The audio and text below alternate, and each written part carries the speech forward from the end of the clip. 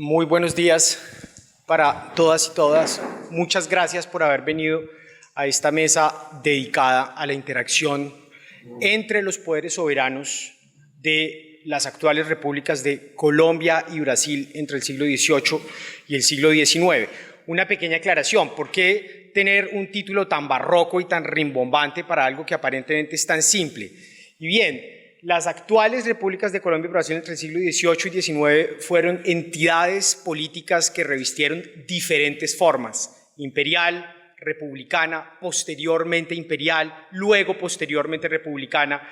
Entonces, simplemente en aras de simplificar lo que queríamos decir, tomamos la decisión de hablar de una interacción de poderes soberanos más que de repúblicas o de imperios, porque eso podría hacer extremadamente complejo lo que queríamos hacer.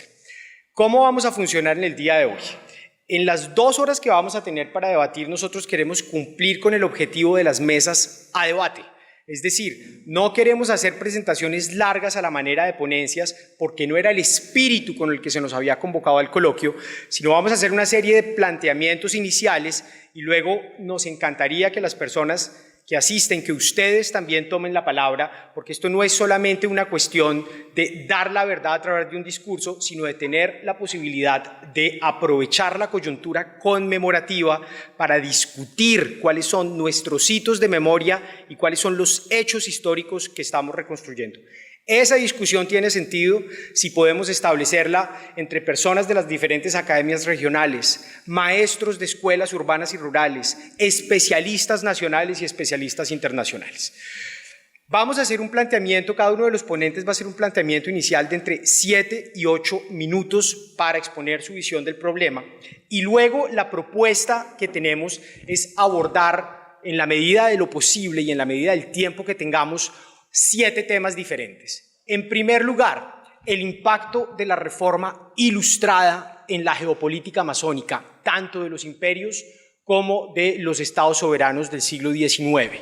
Posteriormente, la transición entre los siglos XVIII y XIX, es decir, la fragmentación imperial, las independencias y la construcción de los nuevos estados. En tercer lugar, el perfil sociológico de los actores que constituyen las relaciones entre los imperios y las entidades soberanas del XIX, es decir, los indígenas, las misiones religiosas, los militares, los políticos, los diplomáticos. En cuarto lugar, los acercamientos iniciales entre la República de Colombia y el Imperio del Brasil. Posteriormente, el gran impacto geoestratégico que provocó la fragmentación de la Unión colombiana y el independentismo del norte del Brasil, en particular Ceará y el Gran Pará.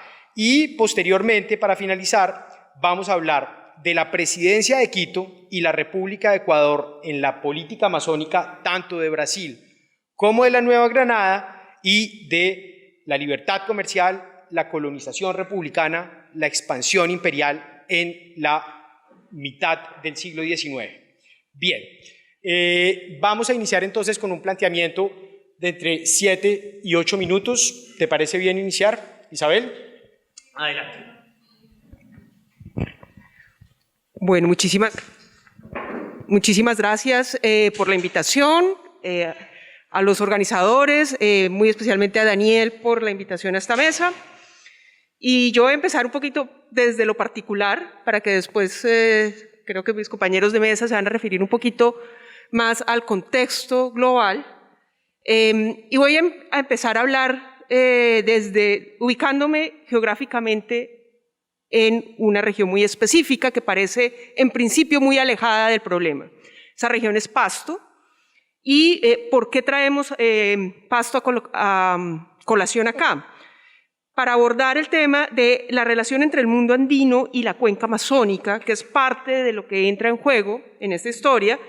Y yo creo que pues, la pregunta que me gustaría dejar un poco para la reflexión es por qué hemos vivido de espaldas a esa relación, por qué se nos suele olvidar, y se nos suele olvidar también en nuestra comprensión de cómo han sido las relaciones de Colombia con el resto del mundo.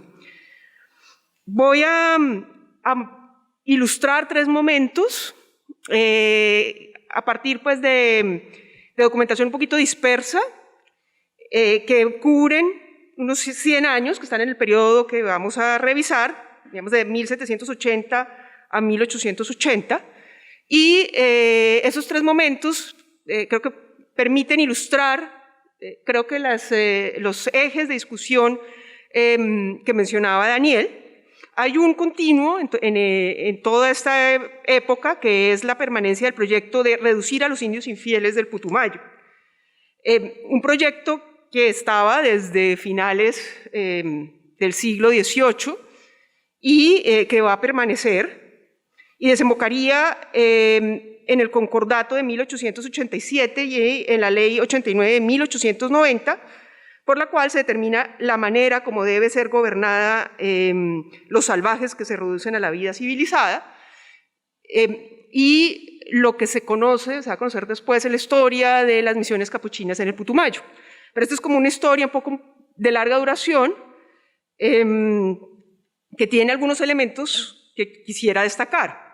El primero de estos tres momentos es en 1785, es un informe enviado desde Pasto a Quito sobre el derrotero de las jornadas y días desde esta ciudad de Pasto, por tierra y por agua, al río de Marañón.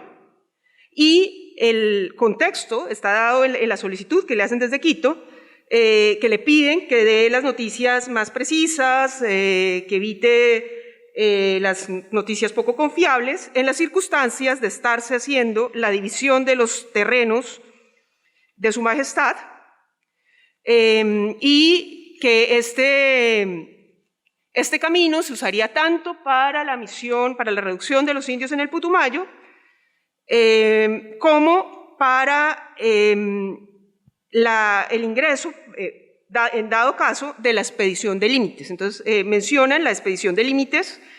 El siglo XVIII se la pasaron entre España y Portugal intentando delimitar, resolver el problema de hasta dónde iban las posesiones de cada uno, en un proceso muy complejo, no solamente jurídico, sino que también intervino el conocimiento científico, el conocimiento ilustrado. Hubo varias expediciones de límite. Esta parece referirse a la expedición de límites de Francisco Requena, que hay un trabajo muy interesante de Eric Bierman, para quien les interese conocer más sobre eso. Y es un relato en que explica, bueno, cómo desde Pasto se podía llegar al río Marañón. Y explica que son 13 días por tierra. Desde Pasto es desde Sibundoy, Mocoa, y bajar hasta Putumayo. Dice que son 13 días por tierra, pero que un peón ágil y ligero lo puede andar en 6 días. Y después que se llega al río Putumayo y se sigue por agua, serían 25 días hasta el Marañón, pero estos 25 días de regreso son de 3 meses aguas arriba. Esa descripción está llena, pues, de muchas anécdotas. O sea, no solamente es la descripción de qué tan lejos está, sino está llena de muchos elementos que son interesantes. Uno de ellos, la discusión un poco cómo se entendía la posesión y cómo se entendía lo que uno podría imaginarse en principio como una competencia del control sobre la Amazonia, de misioneros controlados por España o por Portugal. Pero es interesante porque lo que aparece más bien es que lo que más le preocupaba a España era la posibilidad de contrabando, de comercio ilícito entre los dos dominios. Y aquí aparecen entonces varios actores, y lo que uno alcanza a percibir es que hay no solamente el deseo, digamos, de controlar de reducir a los indios del Putumayo, y la promesa un poquito de esa que era la frontera oriental de Pasto, o sea, la frontera en el sentido de la idea de las ciudades que se proyectaban hacia una frontera que era un territorio por descubrir y por civilizar, sino también había una visión de una conexión del comercio que entraba ya desde entonces un poco en contradicción con las ideas de control del comercio por parte de la corona. Y un actor que aparece ahí un poquito en tensión con la ciudad de Pasto es el Colegio de Misiones de Popayán.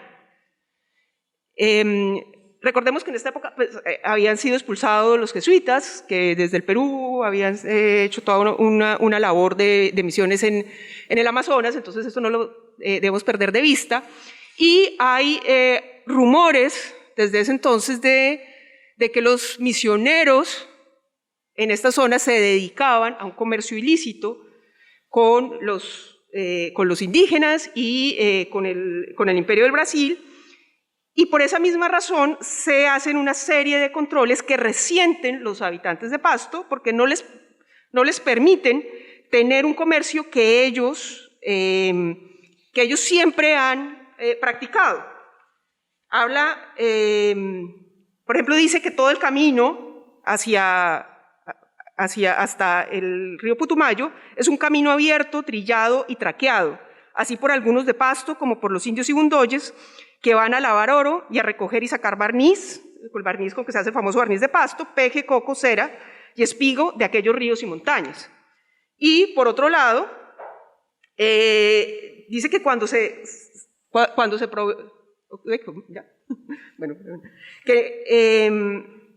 que no entren con sus, o sea, que estas restricciones les han impedido comerciar con los indios, privándoles a estos la comunicación y sujetándolos a que los frutos y producciones de aquellos territorios sea para utilidad de los misioneros.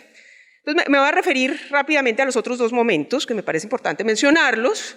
El segundo momento es la creación del obispado sufragante de Pasto en 1836, en el momento en que se dividió la Gran Colombia y había un conflicto fronterizo por no saber más o menos por dónde definir la frontera y de qué lado debía quedar la provincia de Pasto, y ahí el Vaticano cumplió un papel fundamental al separar las parroquias de lo que hoy actualmente es el departamento de Nariño del control de Quito, pasarlas a Popayán y crear un obispado en Pasto, pero claramente los documentos en que se crea ese obispado, que coincide además con el reconocimiento de la Santa Sede a la República de la Nueva Granada como la primera república independiente de la América hispana que reconoce, está muy claro que el interés de crear ese obispado es proveer al interesantísimo objeto de las misiones de Mocoa.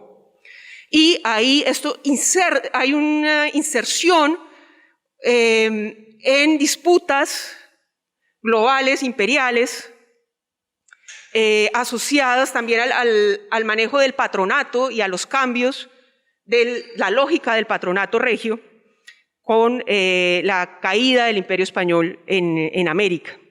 Y desde entonces se notaba el interés del Vaticano en promover directamente, porque por efectos del patronato y sobre todo el regalismo borbónico, había perdido influencia la Santa Sede sobre la promoción de las misiones, y había un interés en la promoción de las misiones ligado al interés republicano en promover la expansión hacia estas regiones que eran como, que se las imaginaban llenas de mucha gente, de muchas promesas, era como la idea un poco de lo que era el oeste norteamericano. Y la última es los proyectos que hubo durante la vigencia del Estado Soberano del Cauca de crear, con el apoyo del gobierno del Estado Soberano, una compañía del Caquetá que se encargara de la navegación a vapor por el Putumayo y como una vía para extraer, para exportar realmente recursos típicos del trópico, sobre todo la quina, pero también el palo del Brasil, la cera del Brasil. Y hay un informe del intendente, del jefe del Caquetá, a la Secretaría del Gobierno del Cauca, de 1877, en que habla que estuvo en el Caquetá, en lo que hoy es el Putumayo, el envío de un comisionado especial del Gobierno del Brasil para conocer los productos de las selvas colombianas, y que él menciona que los brasileros se quejan de que su gobierno trata de acercarlos a Europa y alejarlos de las naciones limítrofes. Estas compañías del Caquetá estaban, los inversionistas eran sobre todo personas de la élite pastusa, pero había alianzas incluso con figuras prominentes del gobierno, más tarde sería con la familia del general Reyes, que van a estar aliados con el primer gobernador que tendría Nariño, don Julián Buccelli. Y es interesante también que al mismo tiempo que están creando compañías para la navegación y la exportación por el Putumayo, están creando también compañías en barbacoas y están promoviendo también la construcción de ferrocarriles para el Pacífico. Entonces hay una visión de conexión del Pacífico con el Atlántico. Entonces creo que dejaría ahí para que ya... Bueno, muchas gracias. Bueno, para mí yo creo que lo más importante, primero que todo, es establecer un escenario jurídico, político, que es importantísimo, porque primero que todo se trata de grandes instrumentos públicos, en este caso que van entre 1493 y 1802, básicamente, y estamos hablando de Tordesillas, del Tratado de Lisboa, el Tratado Provisional de Lisboa, el Tratado de Madrid, el Tratado del Pardo, el Tratado de San Ildefonso y luego, por último, el Tratado de Badajoz de 1802, que es la desagregación de la provincia de Maynas para hacer parte de la gran jurisdicción virreinal del Virreinato del Perú.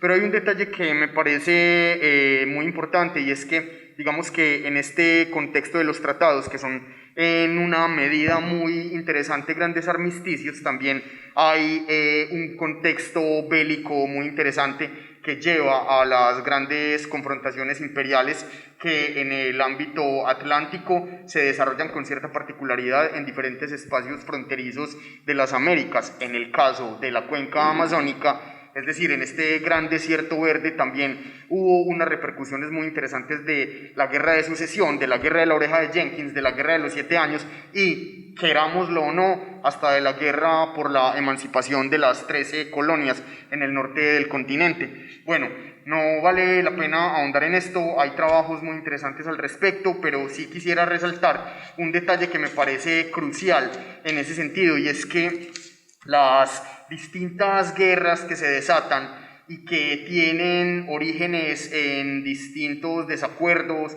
y en distintos incumplimientos de otros tratados y en otro tipo de situaciones más o menos espontáneas, tanto en el Caribe así como en el Atlántico e incluso en diferentes baluartes del Pacífico multiimperial, si así quisiéramos llamarlo, tienen este tipo de repercusiones en la cuenca amazónica con algunos detalles que son muy importantes, entre ellos dos asuntos que se van a convertir en algo trascendental en el sentido de los actores, de las jurisdicciones, de las soberanías, y son los dos procesos de expulsión de la Compañía de Jesús sufridos entre los grandes contextos jurisdiccionales de la América Ibérica. En primer lugar, la expulsión de la Compañía de Jesús por parte de los portugueses en 1759 y posteriormente lo propio que llevan a cabo los españoles en 1767. Esto lleva a una especie de reconfiguración que, si atendemos a las palabras de Herbert Eugene Bolton, es como una especie de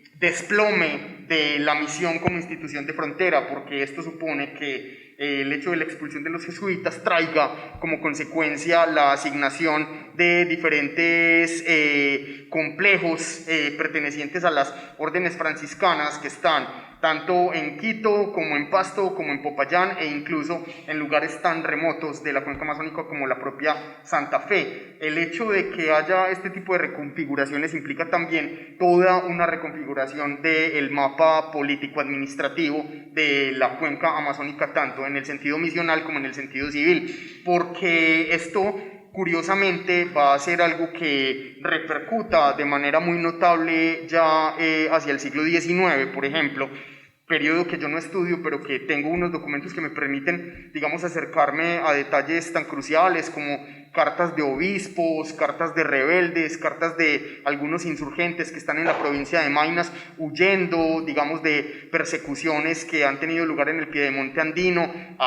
Se habla de fusilamientos, se habla de cuestiones que tienen que ver con pequeños procesos junteros en la capital de Maynas, como lo fue La Laguna, por ejemplo, y que todo este tipo de de elementos nos revelan de alguna manera el hecho de la desprotección de todo este tipo de jurisdicciones amplísimas, en buena parte desconocidas, pero que no son, digamos, del todo ajenas a la existencia de un complejo jurídico que la respalda y que jurisdiccionalmente supone todo un esquema administrativo que bien sea desde Lima, bien sea desde Santa Fe, desde la propia Quito o, claro está, desde las jurisdicciones portuguesas, en este caso de la administración de las grandes capitanías amazónicas en Belém del Pará, en São Luís de Marañón y ya estrictamente desde Lisboa, se consideren también como unos espacios que de alguna manera tienen que ser, que se tienen que replantear y que se tiene que proponer su restauración, su fomento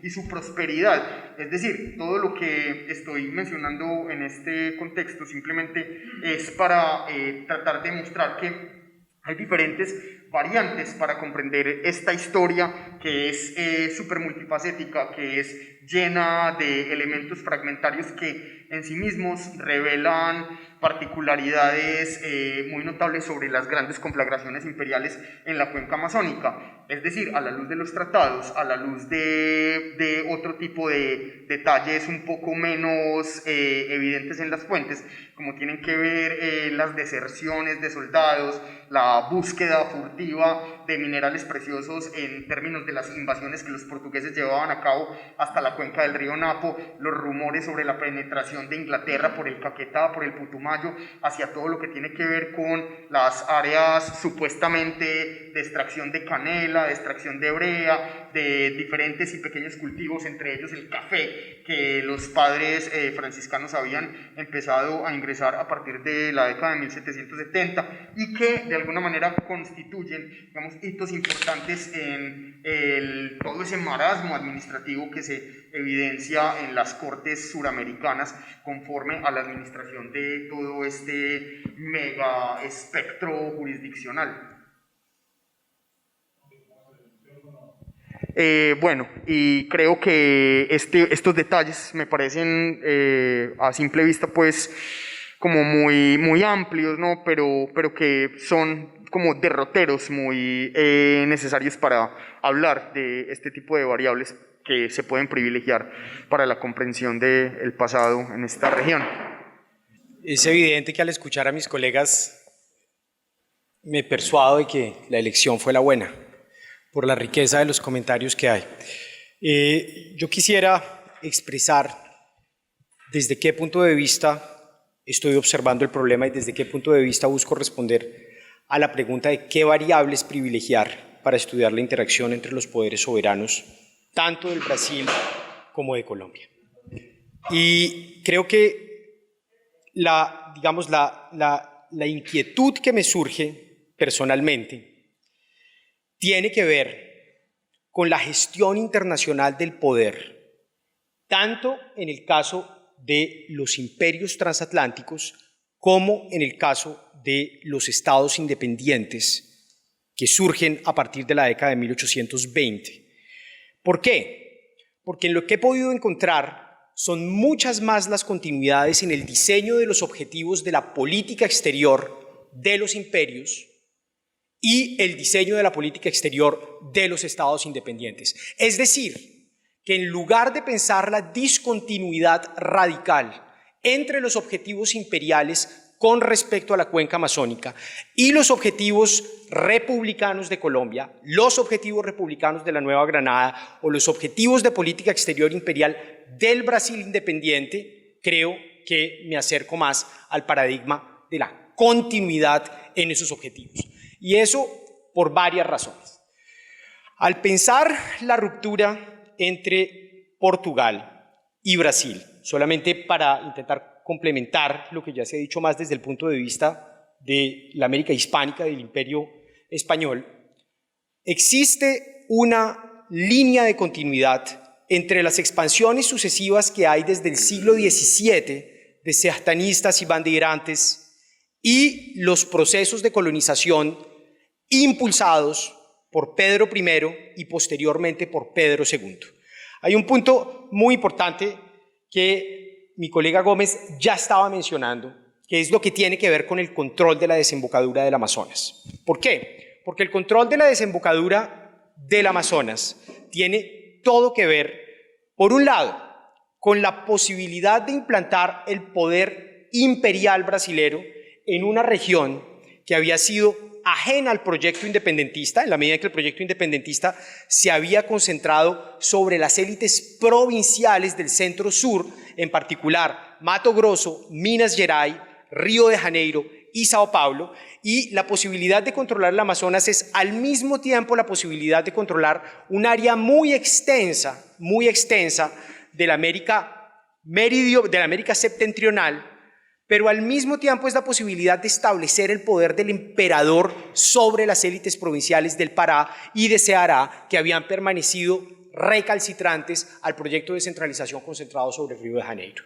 Entonces, eso por una parte. Pero por otra parte, es interesante constatar que la idea de construir la posibilidad desde el punto de vista portugués de darle la vuelta al imperio uniendo las cuencas de las zonas ecuatoriales de Portugal sigue vigente tras la independencia del Brasil. Es decir, si ustedes lo piensan con la cuenca del río Congo, la cuenca del río Congo es uno de los grandes proyectos imperiales que tiene el imperio portugués dentro de África, tanto como la cuenca del río Amazónico. ¿Con qué? Con el fin de poder darle la vuelta al mundo a través de conectar a través de canales fluviales y de conectar a través de un proyecto de colonización imperial todo el hemisferio sur, que es uno de los grandes objetivos que van a surgir con las reformas del Marqués de Pombal. Ahora bien, las reformas del Marqués de Pombal están apoyadas, ustedes, para nadie es un secreto, y esto lo sabemos muy bien, sobre una instrumentalización de los conocimientos científicos, una instrumentalización de la creación de una élite de los dos hemisferios puesta al servicio de la política exterior de Lisboa.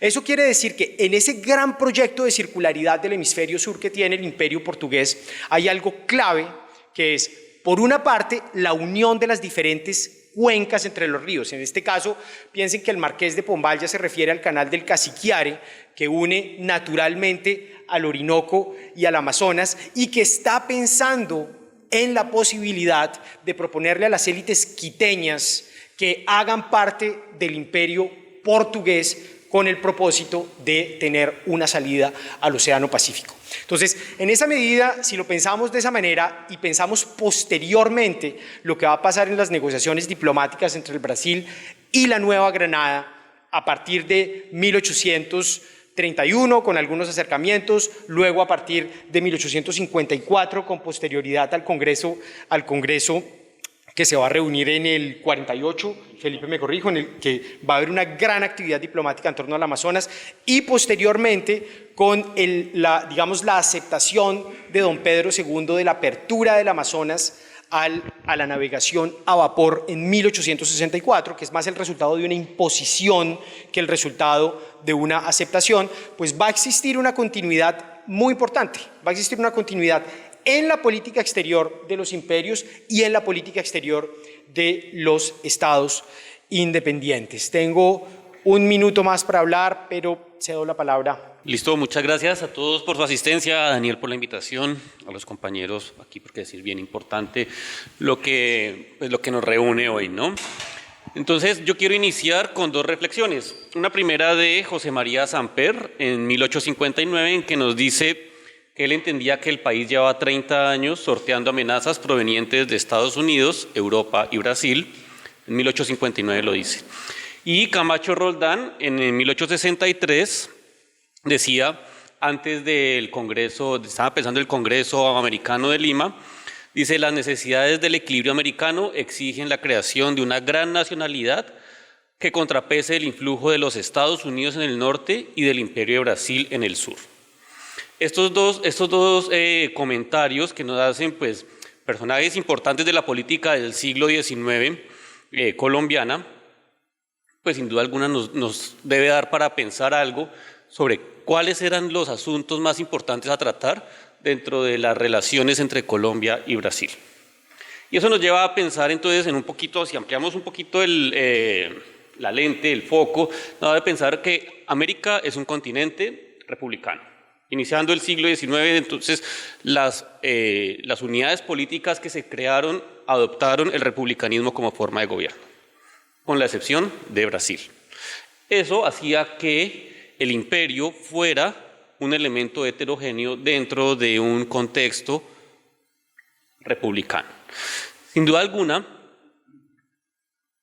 esto hace que las relaciones entre ambas partes ya sean distintas, porque tienen que ser ante una corte. Las relaciones son ante una corte. Algo que es distinto cuando se hace entre repúblicas. Entonces, las modificaciones que hubo allí fueron pues, de la casa regente portuguesa, pero aquí lo que nos debemos haber pensar es que las relaciones entre Colombia y Brasil allí empezaron a cambiar. Y en 1821, João le ofreció el reconocimiento a Colombia. Le ofreció el reconocimiento a Colombia. Entonces, aquí vemos cómo la imagen de la República de Colombia que se constituyó a partir de la constitución de la Villa del Rosario, pues empezó a mostrarse, pues precisamente como María José nos decía, una república colosal. Y así también era vista en el mundo. Y el Brasil quería, de alguna manera, entrar allí en negociaciones. Pero bueno, ocurrió la devuelta a Lisboa y nunca pudo tener lugar ese reconocimiento. Pero hubo un reconocimiento de palabra, pues, al menos. No llevado al iure, pero sí de palabra. Y eso es bien interesante. Ya cerrando un poquito más el foco, y nos vamos a la región, que es Hispanoamérica, Brasil seguía siendo un elemento heterogéneo. La política bolivariana, no bolivariana, más bien, ampliémoslo, colombiana, de 1820, de la década de 1820, era una política de la anfitrionía. Buscaba reunir a aquellos elementos, unidades políticas, que compartieron un pasado común, una cultura, una tradición, una religión común, y a partir de ella generar diferentes procesos de unión. Esta política anfitriónica de 1820 es bien importante y así se genera entonces Brasil, la imagen de Brasil como un doble elemento heterogéneo dentro de lo que es Hispanoamérica. Brasil es un imperio, Brasil no hizo parte de del mismo sistema colonial.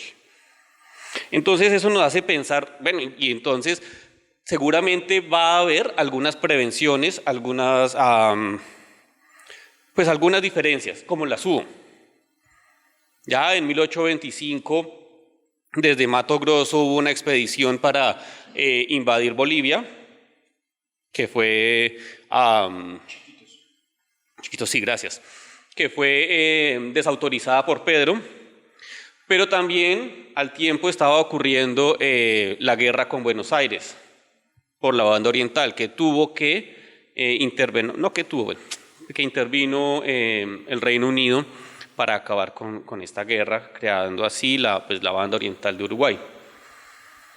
Entonces, si miramos la década de 1820, este elemento heterogéneo estaba siendo problemático en la región. Y al ser problemático en la región, pues, las relaciones con él no iban a ser las mejores. La primera misión, la de Palacio en 1826, 1827, tenía 3 objetivos claros: el establecimiento de límites, la promoción de una reunión de que fuera Brasil más bien a Panamá en 1826 y el establecimiento de la paz con Buenos Aires. O que el Tratado de Límites es central, porque según el derecho público americano que se estaba instalando gracias a la acción diplomática de San Clemente y de Mosquera para el norte y por el sur, decía que Lutis Possidetis Iure de 1810 era el que se iba a establecer como la forma de establecer los límites dentro de las nuevas unidades políticas hispanoamericanas.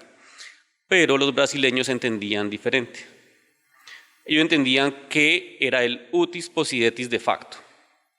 Es decir, si había habitantes brasileños en estos territorios, ya era suficiente para mantener la soberanía allí, para que ellos tuvieran soberanía en esos territorios.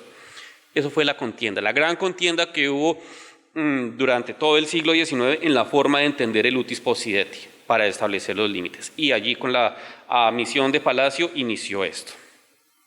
La reunión del Istmo, que era porque entonces la idea de Gual y de Bolívar no era solamente la unión, la anfictionía, sino era establecer las bases para un derecho público americano. Y entonces decía, tiene que estar Brasil porque nosotros tenemos límites con el Brasil, porque todos los países, salvo Chile, tenían límites con el Brasil. En ese momento Ecuador, no estaba Ecuador siquiera, sino pues la Colombia, la Gran Colombia, todos tenían límites con el Brasil, entonces era importante, central, que estuviera allí. Y el tercer elemento es la paz con Buenos Aires, porque después de la firma del acuerdo de 1823 entre Mosquera y Rivadavia,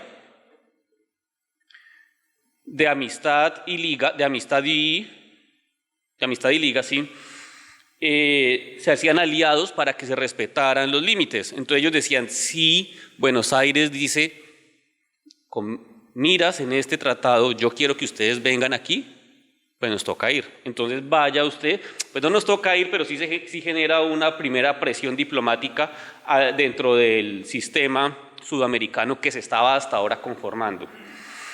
Y entonces lo que aquí vamos a ver es que la misión de Palacios es, venga, calmen la presión ustedes dos, porque yo, que estoy lejos, yo Colombia, pues, podría haberme implicado en esto.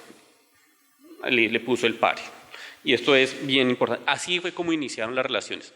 Después hubo, bueno, el reemplazo. Hasta 1853 hubo una primera negociación de tratado de límites en la que Lorenzo Lleras hizo aceptó el utis possidetis de facto. De una vez el Congreso le dijo, no, eso no puede ser así. Y después fue el tratado Lleras-Lisboa. Antes había negociado el Perú con el Brasil el Tratado de Comercio y Navegación Fluvial, que ya Daniel nos había hablado ahorita, que fue implementado en el 64 como tal. Pero de todas formas, Colombia siempre había tenido esa desconfianza por la diferencia en la interpretación. Y ojo que uno de los argumentos principales de Colombia es que en la América hispana se había entendido el utis possidetis iure de 1810 como que el que va a dar definitivamente la pauta para el establecimiento de límites, pero eso no había sido tan así. Vamos a pensar en Chile cómo inició y cómo terminó el siglo XIX. Vamos a pensar también en Mosquitia. En Mosquitia, donde los británicos le dieron soberanía a una tribu. Cuando esto ocurrió en la década de 1840, los colombianos dijeron, Lino Pombo dijo, aquí es nuestra oportunidad. Porque en una de estas los británicos van a decir a una tribu en Vera, a quien de pronto pudiera tener alguna potestad sobre el territorio, que también los iba a reconocer. Y allí efectivamente fue cuando el Brasil reactivó su diplomacia, primero yendo a Brasil y después viniendo a Colombia y a Venezuela. Creo que con esto es suficiente para hacernos como un mapa de esos grandes temas de la discusión entre las relaciones entre Colombia y el Brasil en buena parte del siglo XIX. ¿Quién le gustaría intervenir? María José. Muchas gracias. Es muy interesante, me hace pensar en varias cositas, pero quiero hacer como dos apuntes que quizás pueden ser interesantes para la discusión. pensando, digamos, en la intervención en del siglo XVIII, reformismo borbónico, reformas fiscales militares a través de todos los imperios que tienen unas resonancias en el virreinato, que es un virreinato que está permeado por muchos imperios, por muchos grupos, muchas soberanías indígenas, que digamos uno podría decir las fronteras porosas ahí son visibles con toda, pues. Una cosa interesante que yo encontré leyendo sobre el final del siglo XVIII, en las reformas borbónicas es cómo, digamos, el proceso de secularización durante el siglo empieza también a ayudar a repensar las relaciones imperiales con los indios, o con los que de Weber, ese señor David Weber, llama indios independientes, ¿no? que están ocupando diferentes zonas fronterizas, y cuál es el impacto de esas reformas sobre las zonas de frontera, ¿no? Y una cosa interesante ahí que aparece en el reformismo borbónico y en algunos de los reformadores en Madrid es la idea de semi-incorporar a los indios a través del comercio, es decir, la idea de que los indios como consumidores, para que dejen de comerciar e intercambiar con los ingleses o con los holandeses y se vuelvan y se conviertan, digamos, en sujetos comerciales dentro de este marco, digamos, del gobierno económico de la América que pone Campillo sobre la mesa, que me parece interesante pensar en esa incorporación y la forma como España está intentando que nadie más participe de las redes de comercio, también pues, con los diferentes grupos soberanías indígenas. Otra cosa que quería mencionar es lo de la expedición de límites del Orinoco, que me parece súper interesante pensar también esa cuestión de la política científico-militar, ¿no? que está muy presente en esas expediciones, en la defensa del imperio. Y la particular de la del Orinoco es interesante además porque además de tener que ver con, digamos, un proceso de territorialización, ¿no? De empezar a controlar, defender, demarcar un territorio que está en disputa, que es difícil de medir, que no tenemos los instrumentos, que los portugueses a veces llegan con mejores instrumentos y los españoles, el fisco ya no puede pagar por las expediciones, tiene que ver con la idea de que con esta comandancia de las nuevas poblaciones del Orinoco y del Río Negro, 1757, 1761, se hace una reorganización administrativa de la Guyana que además va a tener un impacto muy importante porque se traslada la cabecera de la gobernación a Angostura, que después va a tener pues, un lugar geopolítico súper importante. Entonces me parece muy interesante pensar ahí esa relación y la relevancia, digamos, de esas digamos, concepciones espaciales, proyectos, expediciones que están reordenando esos espacios para fines del imperio. Y otra cosa, idea que me surge, no sé, pensando, digamos, la dificultad de las demarcaciones, el problema de los límites territoriales entre un imperio y el otro, entre una república y la otra, también pensarla, digamos, a la luz de la inestabilidad de las jurisdicciones coloniales, que no solamente se produce por esa dificultad de demarcación entre las fronteras con otros imperios, sino también en la definición de los límites entre las diferentes provincias y los cabildos, y ese es un ejercicio que puede ser interesante mirar esos dos niveles interactuando. Entonces, pues era eso. Sebastián, usted hace poco dirigió una tesis de grado que se concentra básicamente en el Orinoco, ¿sí? Yo los escuchaba hablar del Amazonas y el Amazonas, sobre todo ese delta del Amazonas, pero quisiera saber si María José Montoya, trabajó algo que ver, por conversaciones que tuvimos, pues no sé si lo trabajó, todo el asunto de el delta gigantesco también del Orinoco, ¿cierto? Y la relación de esto con las Guayanas, con la Guayana portuguesa y como chiste pues segunda Guayana inglesa, siendo Portugal casi una dependencia de los ingleses y el Brasil por ende, ¿no? La Guayana holandesa, la Guayana francesa y la Guayana española, asunto que todavía pues no se ha resuelto, ¿sí? Piensen en Venezuela. Eso de un lado. Y del otro, pues es como para todos ustedes. Pensemos un poco en que el famoso Congreso de Angostura, ¿sí?, se dio con una presión de los ingleses en el delta del Orinoco, no así el Congreso de Cúcuta, que quedaba mucho más alejado de los barcos ingleses. Entonces, son como dos, ¿no? Uno, María José Montoya, y dos, si pensamos un poco que la Convención de Cúcuta se hizo aquí para estar alejado de ese anillo de seguridad que tenían los ingleses, sobre todo con el general Bolívar. Bueno, muchas gracias. Tal vez mi pregunta va referida a lo siguiente. De pronto con el tema que trató el profesor Sebastián, que él empezó hablando de los tratados internacionales, los primeros cuando mencionó el Tratado de Tordesillas, que pues claramente de una influencia fue el Papa el que determinó pues cuáles eran esos límites entre la zona de España y la zona portuguesa. Entonces yo lo que quiero preguntar, ¿hasta cuándo llegó esa influencia directa del Papa para determinar límites?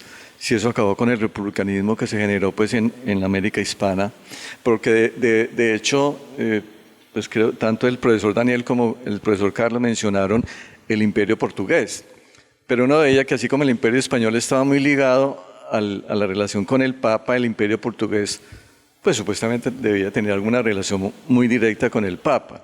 Pero como ya había unos países republicanos de corte liberal, entonces yo quisiera de pronto como que ustedes complementaran hasta cuándo llegó esa influencia papal, o si eso en el siglo XVIII terminó o qué, como para tratar de entender un poco este proceso en cuanto a los límites.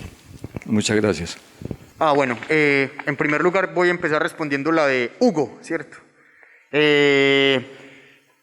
Yo creo que Tordesillas va a seguir ejerciendo influjo mientras haya seres humanos sobre la tierra, pues, básicamente. O sea, para darte un ejemplo que no es, pues, como dicen ahora, parece chiste, pero es anécdota, ¿no? O sea, durante la guerra con el Perú todavía se evocaba el Tratado de Tordesillas.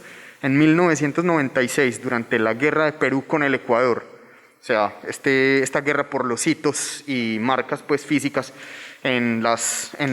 irregularmente establecidas en el territorio peruano que Ecuador reclamaba, todavía un internacionalista como Felipe de Osma acudía a Tordesillas para sentar ahí las bases de lo que posteriormente iban a ser los tratados subsecuentes que, en teoría, en 1750 con el Tratado de Madrid se abole Tordesillas para siempre, quedando todavía un espectro como irreconciliable de delimitaciones entre los dos imperios ibéricos. Eso por un lado. Ahora bien, yéndonos a la tesis de María José Montoya, creo que todo esto, y que la tesis lo explica con una gran precisión, todo esto tiene que ver básicamente con el primer amague inglés de ocupación a Trinidad y Tobago, que luego se concreta por los holandeses gracias a las diferentes arremetidas desde Curazao y desde el propio Pernambuco, luego obviamente la venta que le hacen a los ingleses, y esto se convierte en un elemento de una brutal preocupación para el Imperio Español, es decir, es tener esta gente básicamente en la pluma sedimentaria del Orinoco en el Atlántico, básicamente vigilando lo que ellos hacen en el continente, es un asunto de suma preocupación. Hay unos papeles que se llaman los British Guiana Papers que reposan en el Foreign Record Office de Kew, en los archivos nacionales británicos, que muestran un montón de documentos que básicamente desde tiempos de Raleigh, es decir, desde el siglo XVI, lo que tiene que ver con las negociaciones entre Raleigh y Antonio de Berrío, lo que José Fernández de Serpa logró en ese mismo contexto guyanés que vinculaba en un espectro geográfico amplísimo el tema de la ocupación del Orinoco, de las posibilidades de navegación por el Orinoco, pero sobre todo de hacer de Trinidad y Tobago esa especie como de fortificación insular para impedir que las potencias adversarias del Imperio Español penetraran por ahí. Esto es muy interesante porque son preocupaciones que se extienden incluso al ámbito, por decirlo de alguna manera, de la geopolítica del antiguo régimen en el contexto portugués también. Entonces creo que eso explica en una gran medida todo lo que tiene que ver con ese tipo de cuestiones. Anecdóticamente, volviendo pues a estas pontificaciones dianauribescas desde Buenos Aires se teme, incluso por la ocupación de Trinidad y Tobago. O sea, son situaciones que de alguna manera tienen una suerte de dimensión continental. O sea, y que es muy interesante pensarlas porque quién sabe en el terreno ellos qué estaban imaginando al respecto, ¿verdad? Cuando ellos están soñando con que estando en Santa Fe y con los ingleses en Trinidad se les van a meter por el Orinoco, van a remontar las cordilleras y van a invadir la capital, pues la sede de la audiencia. Cosas más o menos en ese imaginario de invasiones que me parece pues un gran tema, ocurren también con el río Atrato, con el río Sinú, con que van a llegar los ingleses a meterse a las minas de Buriticá, con que se van a meter por el Sinú y van a llegar a Mompox, o lo que pasa en el río Huanx o en el río Papaloapan con las invasiones a Veracruz, y ni qué decir lo que ocurre pues en los otros contextos imperiales de América del Norte, que también son cruciales pues en ese sentido como de la imaginación. Y por último, quería decir que el tema pues ya relativo a los proyectos ya decimonónicos sobre el Orinoco, las designaciones de estos espacios como espacios administrativos, por lo menos de los grandes momentos revolucionarios, también tienen elementos que me parece que no hemos sido como muy consecuentes al detallar, porque antes, digamos, de ese tipo de designaciones, y lo estaba pensando, por ejemplo, con el caso de Maynas, por ejemplo, en 1821, en 1822 y 1823, hay realistas en Tabatinga, por ejemplo, en lo que hoy es el trapecio amazónico, donde está actualmente, pues, bueno, la ciudad de Tabatinga, que era una antigua fortificación, y donde está hoy la Leticia, pues, nuestra capital del departamento del Amazonas. Con esto lo que quiero decir es que hay, digamos, todavía unos niveles de apreciación en las fuentes primarias que, más allá de los documentos impresos, más allá de la prensa, más allá, digamos, de todas las grandes fuentes o de los cúmulos de fuentes consabidas en torno a la participación y la interacción de hispanohablantes y lusófonos en este contexto, además de los ingleses, de algunos holandeses que no cejan de seguir merodeando este tipo de periferias, todavía hay muchas cosas por decir, así sea pues simplemente como para tratar de entender esa interacción social y esos pequeños espacios políticos que se conforman ahí en un tiempo tan trascendente como el periodo revolucionario, que mis compañeros tienen una idea mucho más certera sobre él.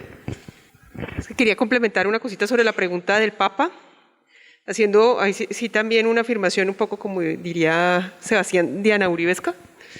En parte, gracias al Papa Pastos hoy en día de Colombia, en términos de la influencia que pudo haber tenido el papado en las definiciones, y va más allá de Tordesillas, porque tienen que ver también con la manera en que la República heredó la institución del patronato regio y lo que eso significaba. Porque no fue simplemente que papado y todas las diferencias que hubo después de por dónde realmente iban los límites entre los dominios de España y Portugal en América, sino que con el patronato regio la organización de la Iglesia Católica en América dejó por fuera en buena medida el Papa, ¿sí? Y eso se hizo más notorio con el regalismo borbónico. Entonces, en esencia, el Consejo de Indias hacía toda la definición, por ejemplo, de los territorios de las diócesis, nombraba a los obispos, definía los territorios de las diócesis, definía los territorios también muchas veces de las provincias de los misioneros. Y entonces, cuando se separó, cuando se derrumbó, digamos, la Colombia, la Gran Colombia original, por el uti possidetis iuri no era muy claro para saber por dónde debía ser el límite de la Nueva Granada y de Ecuador, porque los dos hacían parte del virreinato de la Nueva Granada, eso no se nos puede olvidar, ¿no? El actual Ecuador era parte del virreinato de la Nueva Granada. Entonces había una duda sobre cuál debía ser el límite, porque la gobernación de Popayán iba hasta Rumichaca, pero Pasto hacía parte del obispado de Quito, y eso significaba que le pagaba diezmos Pasto a Quito, y los diezmos por la adopción que hizo la República de Colombia del patronato, o sea, se apropió del patronato, y se apropió es que nombraba el Congreso de los obispos y hacía las definiciones sobre los límites del obispado con el visto bueno del Papa, porque al Papa le llamó la atención la oportunidad de poder participar directamente en las misiones.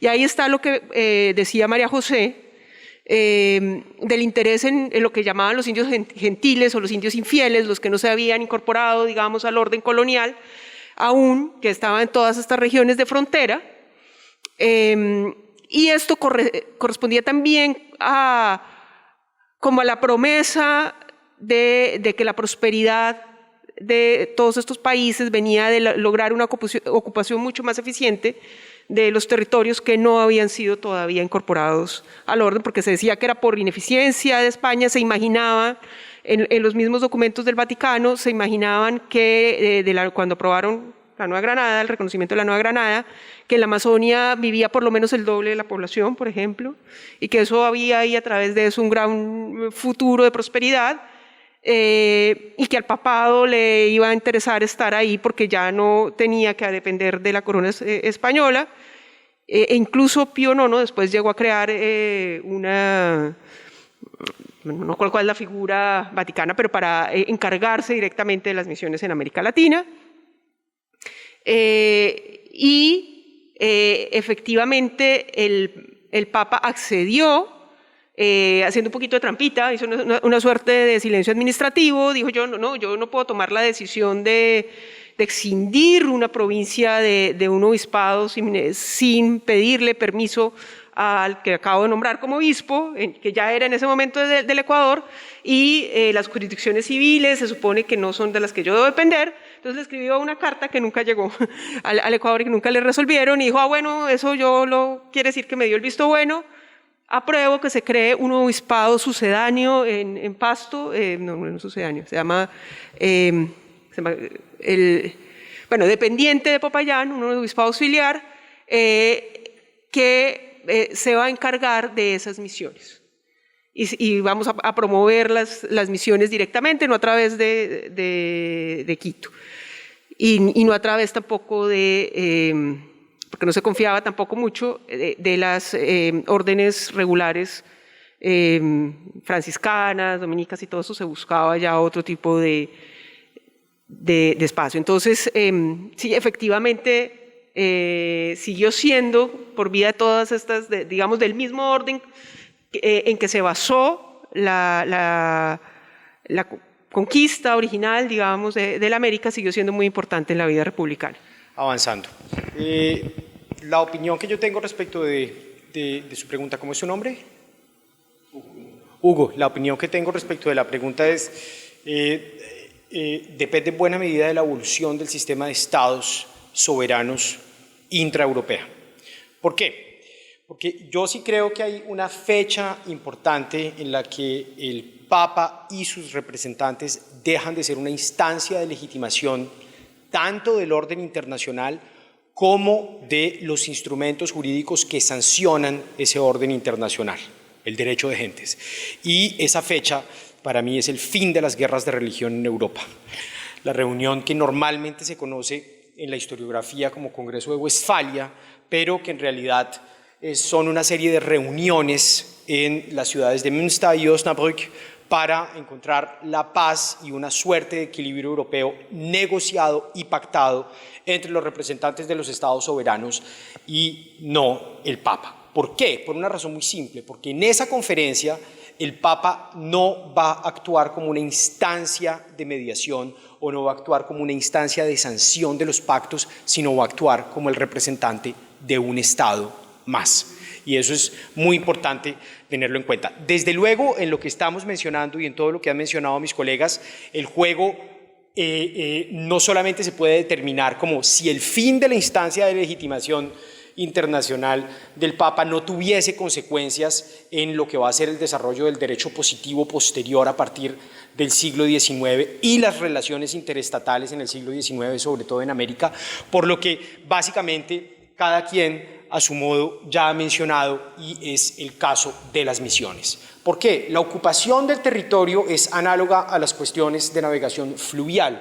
Sin embargo, las cuestiones de navegación fluvial son análogas al poblamiento, y el poblamiento, desde luego, es análogo a la evangelización y a la castellanización, que depende de las relaciones con el Vaticano, con las comunidades capuchinas, con las comunidades franciscanas y con las comunidades dominicanas. Entonces, en ese sentido, a pesar de que en el siglo XIX el Papa ya no esté actuando como una instancia de legitimación directa del derecho internacional, sí tiene un papel. Pero yo pondría esa fecha de 1648 en la que el Papa actúa como el representante de un Estado más. Una cosa que también quisiera mencionar respecto de lo que dijeron en sus comentarios es lo que tiene que ver con el Congreso de Angostura y el Congreso de Cúcuta y la participación inglesa. Me parece una idea sugestiva.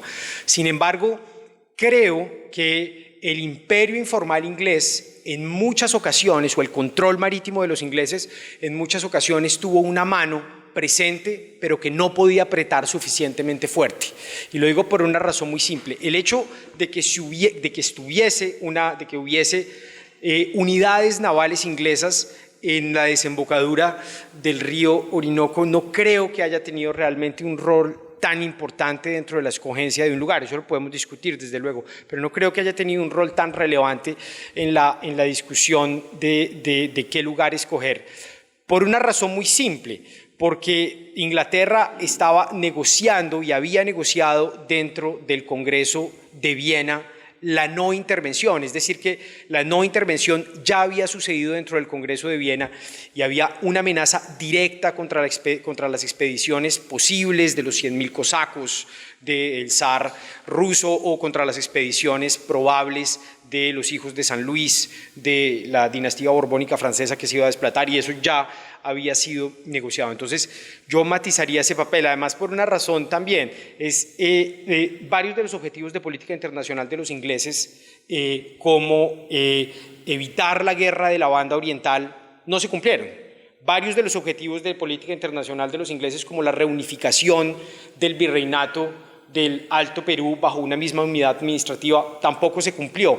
Y en la continuidad del siglo XIX, el único gran objetivo importante que se cumplió en términos de la configuración espacial del sistema de Estado suramericano fue el mantenimiento de la unidad del Brasil. ¿Sí? De resto, hubo muy pocos objetivos formulados y cumplidos en el caso inglés.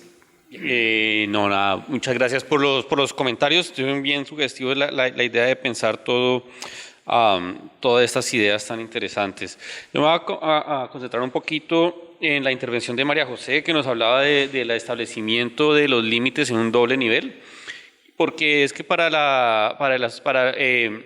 los políticos del momento, para los hombres de Estado del momento, era bien difícil establecer esa relación entre quienes tuvieron el pasado común, que tuvieron instituciones comunes, que tuvieron una regulación común frente a un tercero, en este caso el Brasil. Y tenían que pensar en la forma que ellos heredaban una serie de legislaciones, una serie de códigos, una serie de reglamentaciones españolas. Y asimismo heredaban los tratados que se establecían con otros imperios. En este caso, Portugal, el tratado de 1777 de San Ildefonso, pues es central para entender esto, pero asimismo entonces la forma en la que se entienden es en donde está la gran diferencia.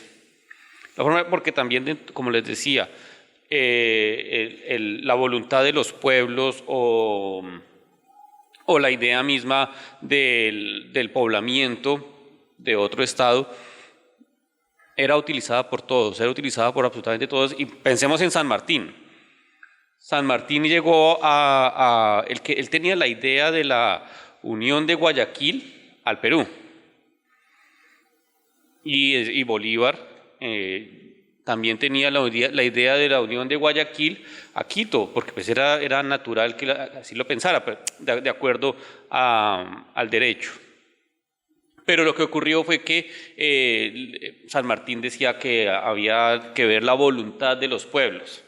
Entonces ahí tenemos que no solamente como argumentaban los políticos colombianos, granadinos, no solamente Hispanoamérica pensaba en el utis possidetis de 1810 como la forma de establecer límites.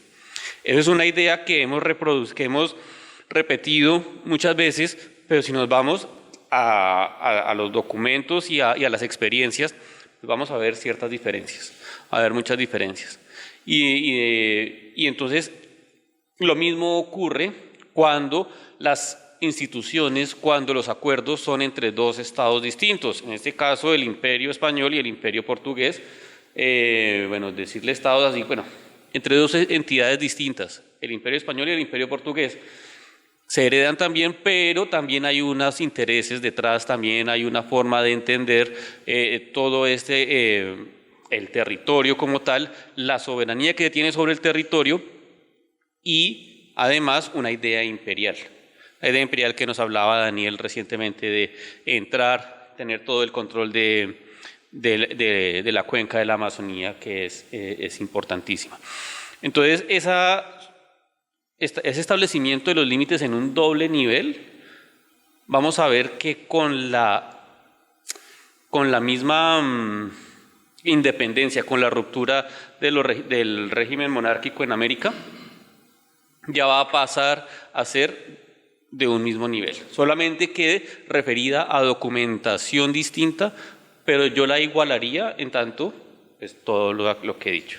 Bien, vamos a continuar ahora para avanzar un poco, porque ya hemos hablado un poco de la reforma ilustrada, de la cuestión de la política amazónica, de la política de fronteras, hemos mencionado algunos aspectos del 18 y del 19, les propongo que hablemos ahora del perfil sociológico de los actores de esas relaciones indígenas, misiones, diplomáticos, militares, políticos, y vamos a hacer una intervención de 5 minutos cada uno. Por favor, respetemos esos 5 minutos y posteriormente vamos a ceder la palabra al público nuevamente. Bueno, muchas gracias. Yo creo que este tema del perfil sociológico se refiere en este caso a una discusión que plantea, yo no sé si ustedes conozcan el libro de Tamara Herzog, de Fronteras de Posesión, un poquito cómo juegan acá las nociones sobre posesión y sobre posesión del territorio. ¿Qué significaba poseer un territorio? Y una cosa interesante pues es que que nos advierte Tamara es que las ideas jurídicas sobre posesión que estuvieron todo el tiempo en disputa no eran ajenas a la manera en que las personas poseían el territorio, que esas mismas personas no simplemente fue un tema de facto, no era simplemente que esta era mi tierra y yo la mejoré, digamos, sino que había también unos debates jurídicos atravesados y que no solamente estaba atravesado, digamos, la visión de España y la visión de Portugal, sino estaban atravesadas las diferentes ideas de posesión del territorio dentro de los distintos actores, en un mundo de actores muy complejos, jurídicamente muy complejos, que desde a veces la visión de los estados nacionales actuales no son fáciles de entender. Había varios actores dentro de las misiones y las órdenes religiosas son uno de los actores que hay también una historia de larga duración, no solamente, digamos, misiones indígenas, sino también clero regular, clero secular, los intentos de control de la corona sobre ese clero. Y aquí hay un poco la idea de para qué querías establecer tú las misiones en ese momento. y cómo entraba un poco en juego, empieza a entrar en juego la idea, digamos, de la economía política moderna, de que la posesión del territorio tenía que ver con hacerlo más productivo. Y va a haber ahí una tensión alrededor de, entonces, no solamente llegó la civilización en el sentido de cristianizarlos, de congregarlos en poblaciones, sino de volverlos, garantizar que sean prósperos en la noción, digamos, capitalista, que encuentra uno en los documentos, pues encuentra que los indígenas de Sibundoy se empezaban a quejar por el desplazamiento por la exportación de quina, y entonces las quejas de que es que estos no quieren ser civilizados, no quieren progresar, pero entonces también las quejas permanentes de que las misiones regulares eran relajadas, eran perezosas, que no les interesaba sino sacar plata para ellos, que eso es una constante incluso en las crónicas de Jorge Juan y Ulloa, que entonces era la idea de que había una noción distinta de qué era el territorio, de cuál era digamos, la civilización, y a la que se le atribuía en parte que no, como el atraso de que no hubiera entrado la civilización en esos territorios de frontera, y ese debía ser una nueva visión impulsada por los nuevos estados republicanos, siguiendo la visión que venía de los Borbones, pero que para eso no te iban a servir las misiones regulares, sino te iban a servir unas nuevas formas de clero mucho más ilustrado. Bueno, esto es una pregunta pues muy amplia y muy compleja. ¿Por qué? Porque yo pienso que definir perfiles sociológicos de ese grandísimo espectro, esa multitud de personas que habitan un lugar, primero que todo, tan extenso, y segundo, tan espeso, y tercero, tan remoto en el sentido cronológico, nos da para pensar, primero que todo, que los soldados también tienen facetas como desertores, como mineros, incluso como chamanes, como nos lo recuerda el padre Uriarte, que hay encomenderos que fungen incluso en materias sacramentales, bautizando niños indígenas e incluso oficiando misas, que tipos tan rimbombantes como Francisco Requena en realidad son grandes negociantes y grandes contrabandistas y grandes aprovechados y unos verdaderos descarados frente a todo lo que llegaban a enriquecerse de cuenta de el poco dinero que les lograban transferir desde Quito hacia las diferentes periferias de la cuenca mientras estaban ejerciendo las delimitaciones. Los indios son otro personaje absolutamente descomunal y malentendido y siempre, digamos, como estudiado desde el punto de vista de la complacencia con sus condiciones en el sentido pues jurídico marginal de lo que componían en torno a las encomiendas e incluso a las mismas asentamientos misionales, pero hay por lo menos entre 1700 y 1733 9 rebeliones diferentes de indígenas en Maynas, sin contar las del siglo XVII, las que le dan, digamos, razón a todo aquello que normalmente conocemos como los mártires del Marañón, es decir, padres a los que les amarran piedras en los pies y los tiran a los ríos para ahogarlos, emboscadas, envenenamientos, la rebelión de Fabián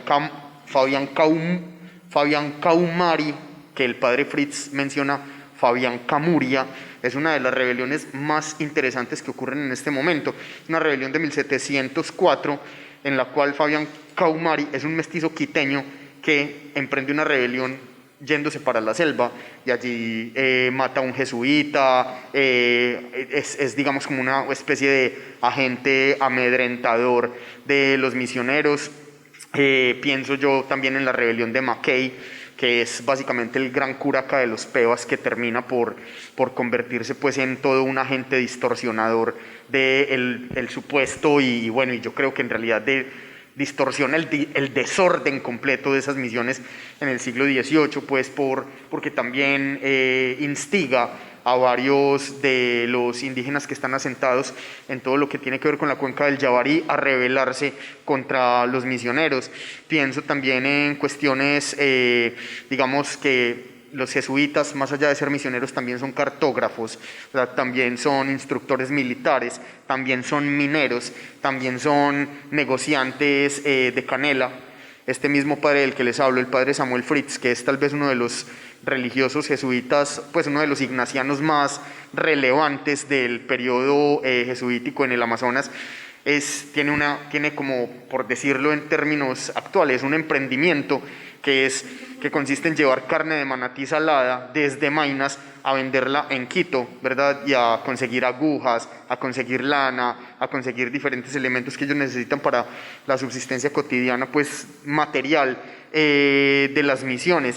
Y por otro lado tenemos básicamente a los portugueses, que siempre los vemos como invasores de las misiones, como grandes esclavistas de indios, pero en este caso también hay portugueses que son misioneros de carmelitas que terminan integrados a las misiones de Maynas, que terminan fungiendo como ayudantes de los padres jesuitas. Hay portugueses que son navegantes, que también son grandes vaquianos o grandes prácticos, que conocen el espacio, que saben de navegación. Muchos de ellos son mestizos, muchos de ellos son mulatos, y que de alguna manera, si pensamos en esos perfiles sociológicos como en una suerte de detalles con los cuales cada uno de estos personajes se desempeña, como desconociendo esa policromía humana, pues vamos a hacer, digamos, de este tipo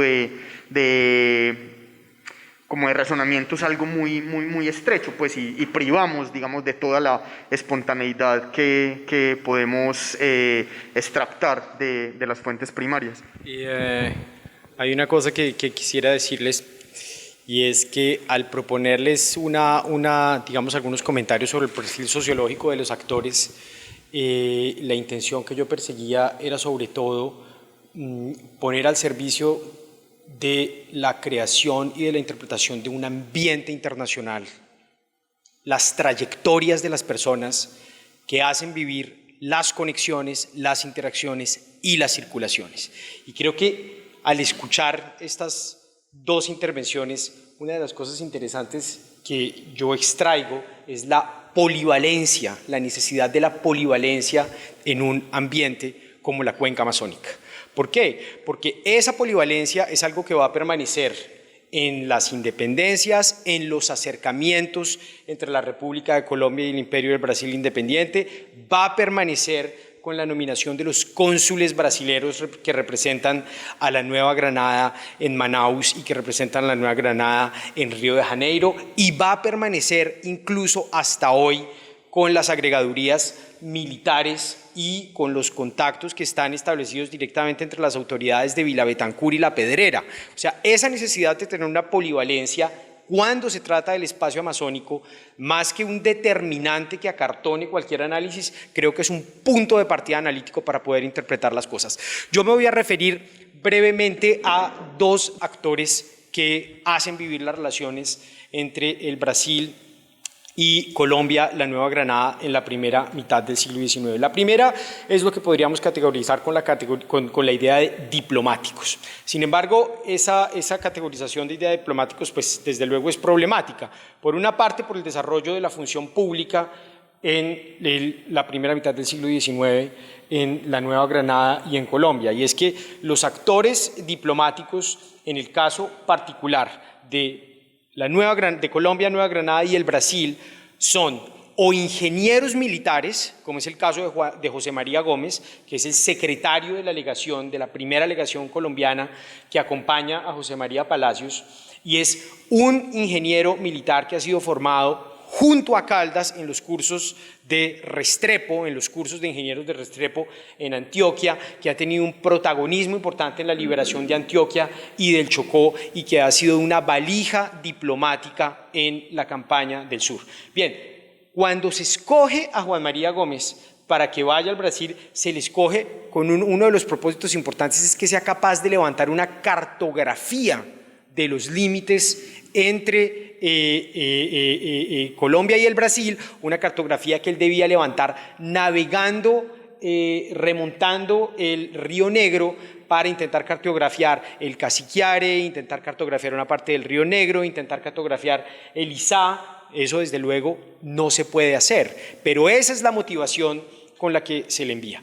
Por otra parte, desde el punto de vista brasilero, hay una de las personas más importantes en la proyección de las relaciones con el Perú, con el Ecuador y con Colombia, Nueva Granada, pues es Duarte da Ponte Ribeiro.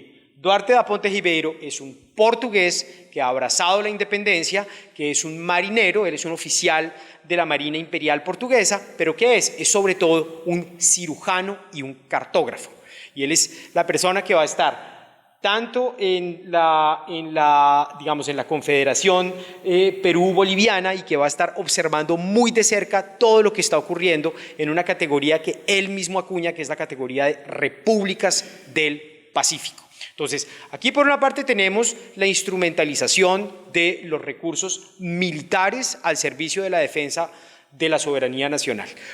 Otro aspecto que me parece importante resaltar es lo que tiene que ver con las comunidades ticunas que se encuentran entre Nauta, Parinari y La Barra, es decir, entre Nauta, Parinari y el actual Manaus, que son los que manejan el comercio a través de piraguas. En 1844, con la expedición del conde Francis de Castelnau, que va a recorrer gran parte del norte de Bolivia, del noreste de la Amazonía peruana y que va a llegar hasta Tabatinga, él va a observar que los actores de ese comercio, que son ticunas, son todos castellanizados. Es decir, que las personas que están moviendo, por ejemplo, un comercio de machetes que viene desde el Brasil y que lo están cambiando por coca y tabaco que viene de la ceja de selva peruana, son castellanizados. Entonces, esos perfiles sociológicos que hacen vivir esas relaciones son importantes, me parece, a tener en cuenta para hablar del ambiente.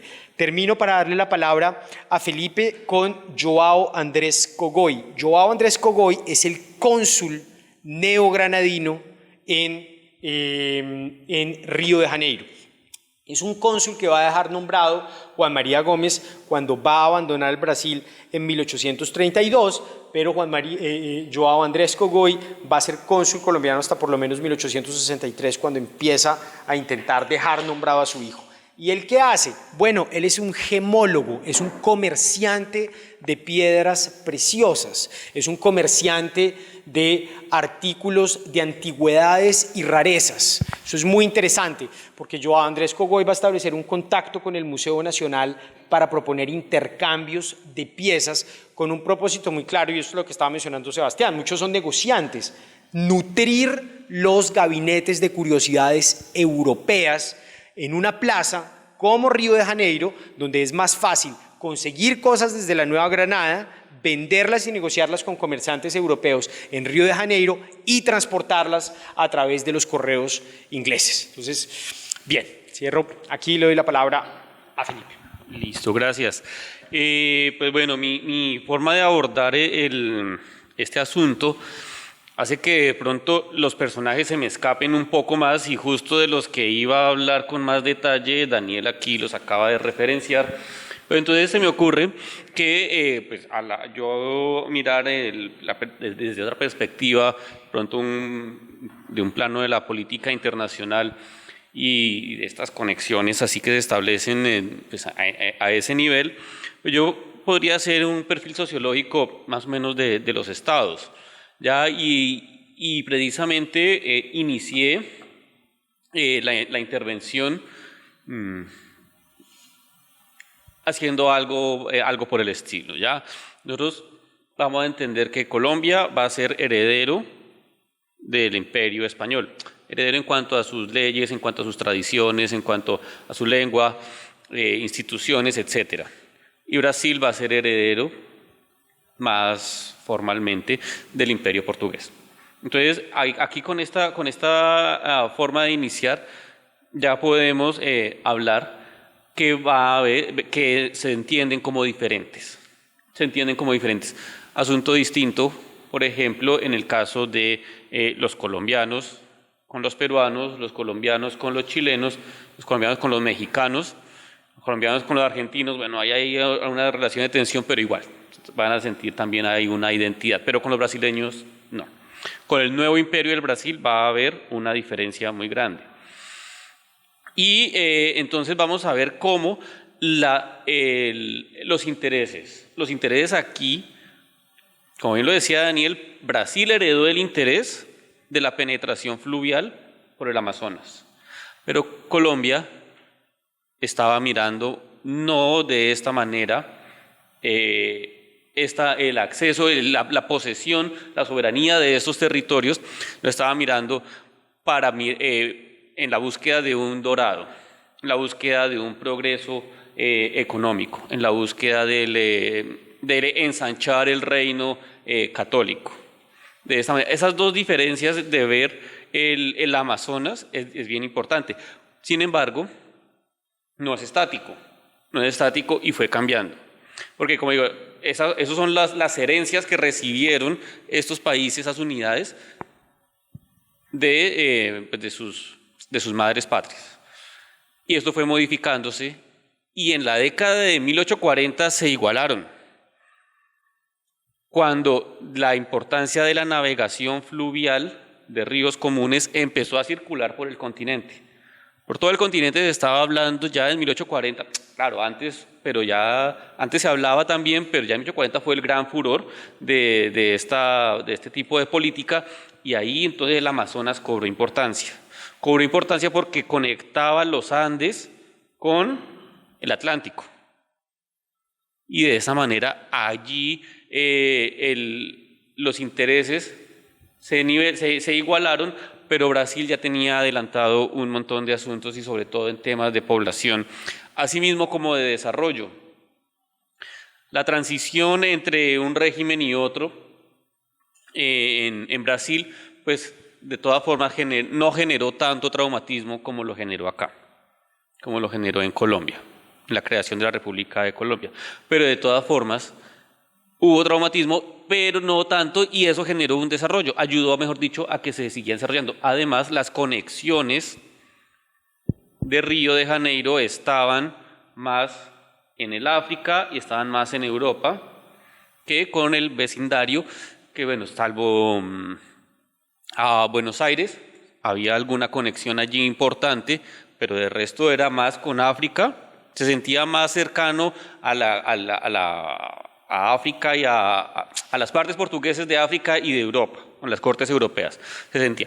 Y eso mismo hacía que en el continente hubiese desconfianza por ellos. Y la desconfianza por el Brasil era que, por ejemplo, cuando la expedición de Napoleón III salió a México, ellos decían, Brasil nos va a engañar, nos va a traicionar. Porque ellos, los hispanoamericanos, entendían que era esta gran crisis del republicanismo de 1860 con la guerra civil. El republicanismo entró en una crisis grandísima, la guerra civil estadounidense, y entonces las monarquías iban a aprovechar. Brasil, al ser monárquico, entonces decían que tenía más nexos con las coronas europeas que con las repúblicas hispanoamericanas, y de esa manera la desconfianza era muy grande. Y Brasil, además, en la década de 1860, se mete en la guerra de la Triple Alianza. Al principio era Brasil contra Paraguay y ya después, bueno, todos ya sabemos cómo se organizó esta guerra, en la que Paraguay se enfrentó a estos tres países. Entonces, lo que yo quiero aquí decir es que, si bien es cierto que al principio teníamos unos intereses distintos, se igualaron. Llegamos a final del siglo XIX, inicios del XX, y se negoció un tratado de límites sin navegación fluvial, pero la desconfianza siempre existió en diferentes niveles.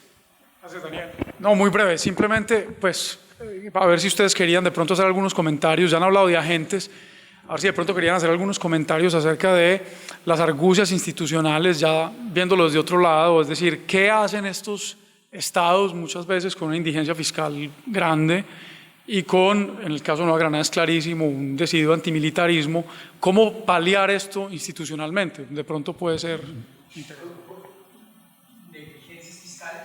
No, indigencia fiscal.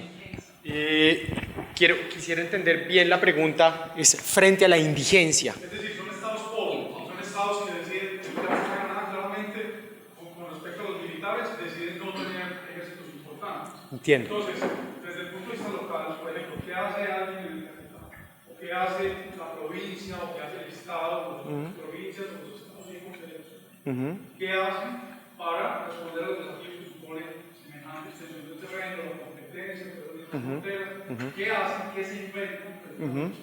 Cuando no pueden recurrir ni a militares ni tienen armas. Claro, esa es una muy buena pregunta. Bueno, ¿alguien quiere iniciar o tomo la palabra yo? ¿Quieres iniciar? Pues, y tal vez porque yo hablo de lo que conozco como más remotamente. Esas periferias tenían, por ejemplo, unas bases fiscales súper exiguas. Hay cajas reales, por ejemplo, en Jaén de Bracamoros, en Lamas, en Moyobamba. Hay una caja real en la primera capital de Maynas, que es Santiago de la Laguna, y posteriormente hay una cajita en San Francisco de Borja, que es una ciudad de 16 vecinos, ¿cierto? O sea, la fiscalidad es exigua, sin embargo, siempre estoy tentado a pensar que a pesar de que esa fiscalidad, digamos, oficial es tan paupérrima, eso no quiere decir que no haya formas, por lo menos, de enriquecimiento y de circulación que incidan como en el vigor de las economías naturales, por ejemplo. Me refiero a que hay oro, aunque poco, en los ríos. En la cuenca del Napo se extrae oro y hay todo un desarrollo, digamos, minero, pues evidentemente artesanal, que logra, por ejemplo, capitalizar algo de ese tipo de procesos mineros. Todo esto para decir que Maynas, por ejemplo, en el siglo XVIII, recibe situados desde Chile, ¿verdad? O sea, pero el situado de Maynas, que es para todo lo que tiene que ver con el tema salarial de los soldados, se desvía hacia Guayaquil por todas las amenazas que el Virreinato del Perú está teniendo sobre el Pacífico. Es decir, los soldados que van a Maynas en las diferentes expediciones a contener las arremetidas portuguesas son reclutados a la fuerza en Quito, pues porque no creo que haya todo este tema de la conscripción voluntaria, o por lo menos nunca lo he visto. Son gente que se llevan a la fuerza para el Amazonas a combatir supuestamente a los enemigos portugueses. Y estamos hablando de pelotones que no superan las 20 personas. O sea, Luis de Iturbide dice, que es un gobernador de la provincia, dice como, estamos trayendo a la gente que pertenece a las heces de la ciudad. O sea, esta gente está en un completo abandono financiero por parte de la Real Audiencia, es decir, la presidencia de Quito no les gira dinero, de Lima muchísimo menos. Entonces allí lo que hay es como un total desamparo o indigencia desde el punto de vista oficial. Sin embargo, se puede hablar que hay una dinámica económica y no necesariamente constituida por el supernumerario que implican los metales preciosos, sino también otro tipo de intercambios, entre ellos canela, entre ellos herramientas, entre ellos textiles que circulan en el ámbito misionero y que de alguna manera forman una especie de economía muy simple, pero que permite la subsistencia pues, del proyecto misional y de las primeras encomiendas que subsisten durante la primera mitad del siglo XVIII. Pero lo que te digo es que la pregunta es súper complicada, porque es muy difícil establecer ese tipo de puntos, por lo menos para los siglos XVII y XVIII, y comprender esta gente de qué vivía en el sentido de las transferencias financieras desde los grandes núcleos administrativos. Ya en tiempos de las grandes expediciones de límites, tanto de las partidas del norte como las del sur, se llevan dineros, hay una especie de fondo para cubrir los gastos y todos los menesteres que implique el quehacer pues delimitador, pero esto, si uno se pone a ver por lo menos los libros de cuentas de la expedición de Requena, esto es dinero, en realidad no son grandes cantidades, son salarios muy pobres en realidad. O sea, los ingenieros grandes son los que llevan grandes tajadas y fuera de eso les terminan como ajustando salarialmente, no solamente con cargos pues que ocupan posteriores a las expediciones, sino que les pagan con tierras. O sea, a Requena le pagaron con tierras en la gobernación de Cartagena, por ejemplo, pues o sea, tenía otro tipo como de estímulos económicos para esto, lo cual me lleva pues a mí a pensar que finalmente este tipo de lugares tan extensos, tan poco sugerentes en el sentido administrativo, pues no hacían parte por lo menos de un itinerario financiero de llevar a cabo pues como una especie de funcionamiento fiscal como orgánico de ese tipo de dominios, pues relacionado pues evidentemente con las otras dependencias administrativas que uno creería que en comparación con las periferias amazónicas funcionaban de manera un poco más ordenada.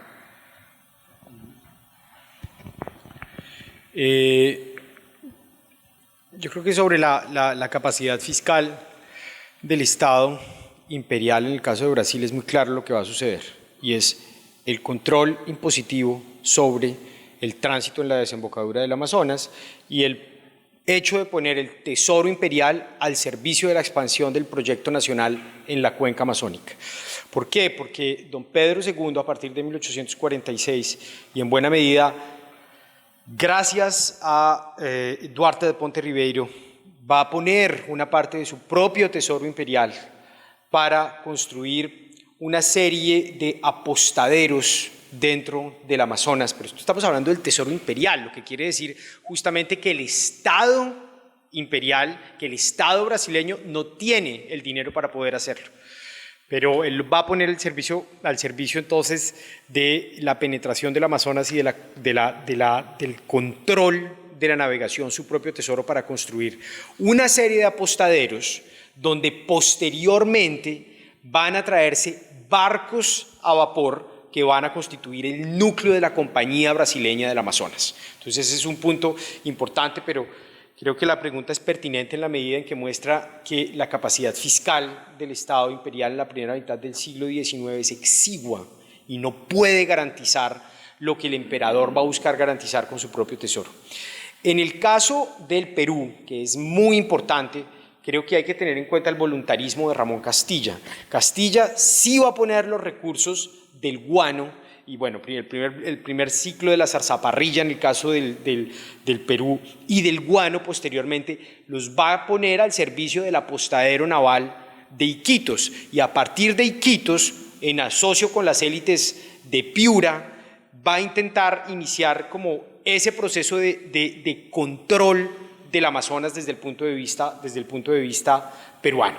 Y él lo que va a hacer es servirse de los réditos fiscales que ha producido la zarzaparrilla y el guano para construir el apostadero naval de Iquitos. Y es a partir del apostadero naval de Iquitos desde donde se va a hacer un avance hacia Nauta y Parinari para poder poner lo que va a ser posteriormente la base de Leticia, que la base de Leticia, creo que lo sabemos, pero es importante recordarlo, es una fundación peruana y no colombiana.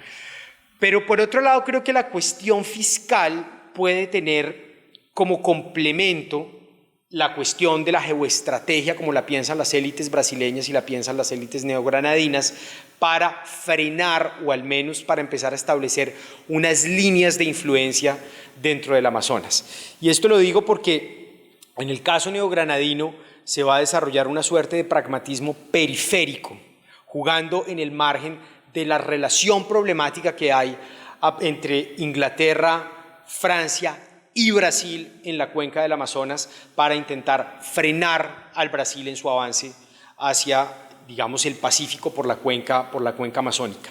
Y además de esa recurrencia a los problemas que existen dentro de entre Inglaterra, Francia y Brasil por el control del Amazonas, que van a ser muy bien explotados, por ejemplo, en la conferencia de 1848, va a haber algo también que es la creación de una alianza gran colombiana, que es una alianza gran colombiana que va a surgir no en la mente de un neogranadino, sino en la mente de Antonio Leocadio Guzmán, quien le propondrá a Pedro Moncayo y a Manuel Ancísar crear una nueva alianza gran colombiana para intentar alterar la relación de fuerza y crear un nuevo equilibrio internacional frente al Brasil.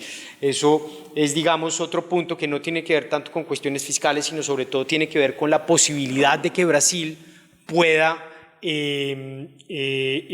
aceptar la navegabilidad a vapor, que es uno de los objetivos de la Nueva Granada. Le doy la palabra, Sebastián, te doy la palabra a ti.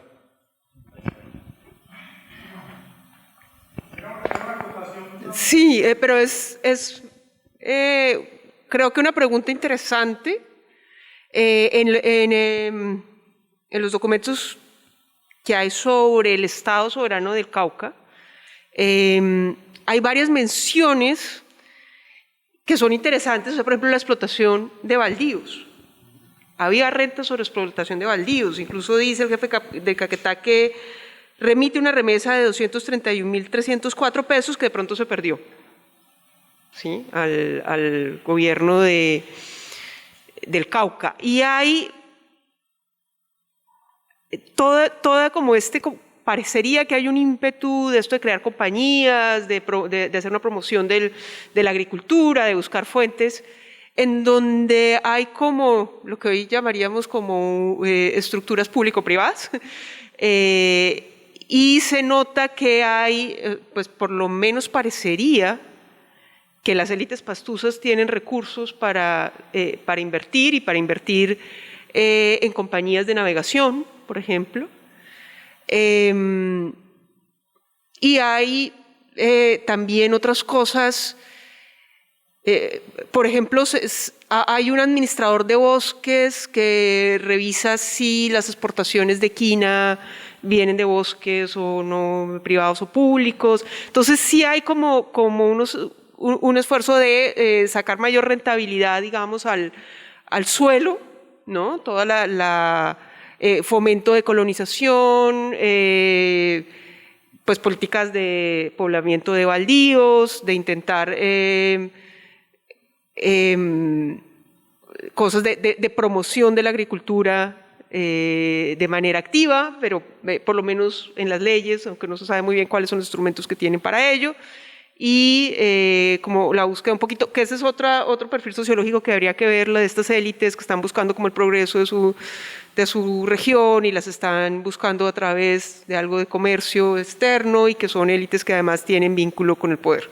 Entonces creo que es un elemento que vale la pena mirarlo y mirarlo además en el marco de los estados soberanos, federales, pues en el caso de Colombia, de pronto mirarlo, compararlo con lo que pudo pasar con el estado de Antioquia, con la construcción de los ferrocarriles de Antioquia,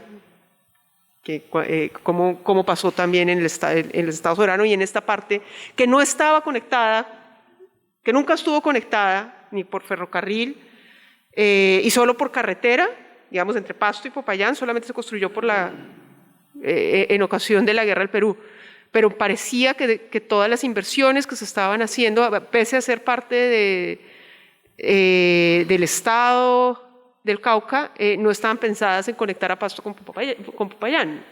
Entonces hay yo creo que varios temas que valdría la pena mirar con más detenimiento.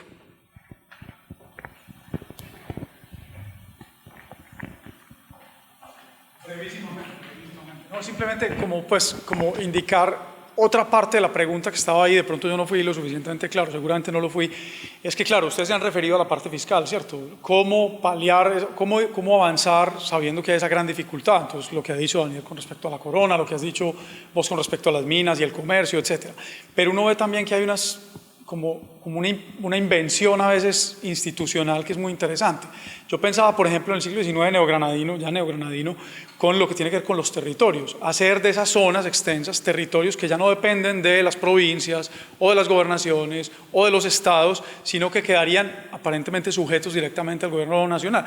Ese tipo de cosas que estoy seguro que también en el nivel local se inventan las provincias, los estados, etcétera, una serie de qué sé yo, recursos, instituciones, etcétera, para intentar hacer presencia, controlar flujos, no sé. Claro, sería lo que equivaldría de alguna manera a la jurisdicción de los territorios nacionales que van a estar directamente bajo la autoridad del gobierno nacional. Claro, por supuesto. Y de las misiones. Bueno, ¿alguien más quisiera reaccionar al respecto? Les propongo que finalicemos aquí si no quisieran hacer una nueva intervención. Muchas gracias a todos por haber asistido. Fue un placer compartir con ustedes y sobre todo creo que hay que resaltar el hecho de que pudimos establecer un diálogo genuino entre los miembros de la mesa y las personas que están aquí, lo que no siempre se ha logrado. Muchas gracias.